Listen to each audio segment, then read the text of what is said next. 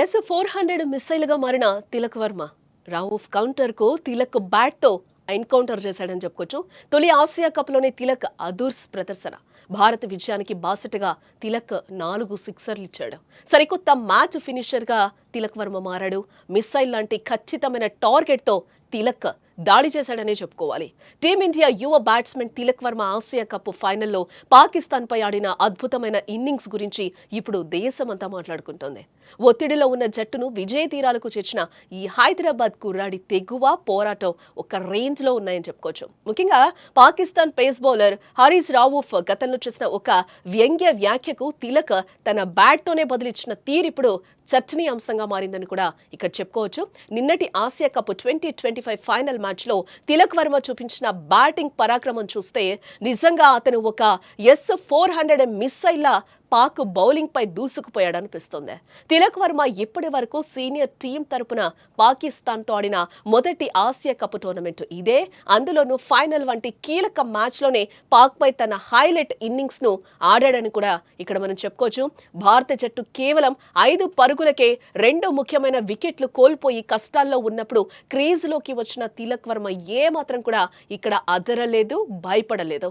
53 బంతుల్లో 3 ఫోర్లు 4 భారీ సిక్సర్లతో 69 పరుగులతో నాట్అవుట్ గా నిలిచి మ్యాచ్ విన్నింగ్ ఇన్నింగ్స్ ఆడాడని కూడా ఇక్కడ చెప్పుకోవచ్చు.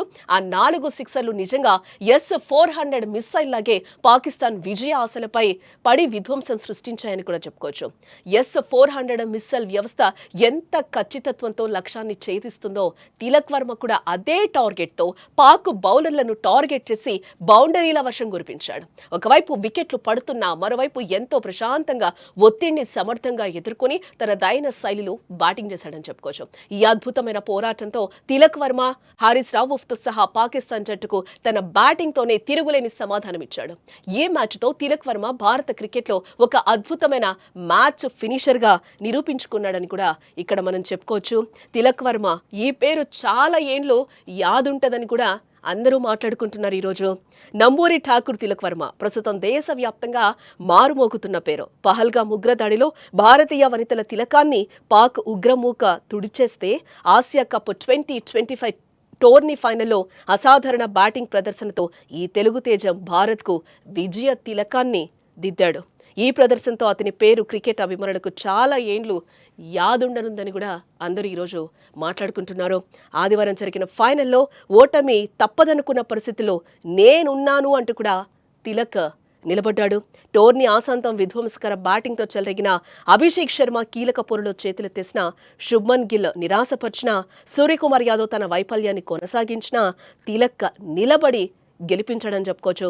Team India star batter Virat Kohli తరహాలో ఒత్తిడిని అధిగమిస్తూ పాకిస్తాన్ బౌలర్లపై ఎదురుదాడికి దిగి చిరస్మరణీయ విజయాన్ని అందించాడు. 2022 T20 ప్రపంచ కప్లో విరాట్ కోహ్లీ ఆడిన ది బెస్ట్ ఇన్నింగ్స్ తో తిలక్ ఇక్కడ మరిపించాడని కూడా చెప్పుకోవచ్చు. నాటి కెప్టెన్ రోహిత్ శర్మ కోహ్లీ ఆటకు సలాం కొడితే నేటి కెప్టెన్ సూర్య తిలక్ వంగి వంగి దండాలు పెట్టాడు. ఆఖరి ఓవర్లో డీప్ స్క్వేర్ లెంగ్ వైపు తిలక్ వర్మ కొట్టిన భారీ సిక్సర్ ఎప్పటికీ ఇక్కడ గుర్తుండిపోతుందని కూడా మనం చెప్పుకోవచ్చు.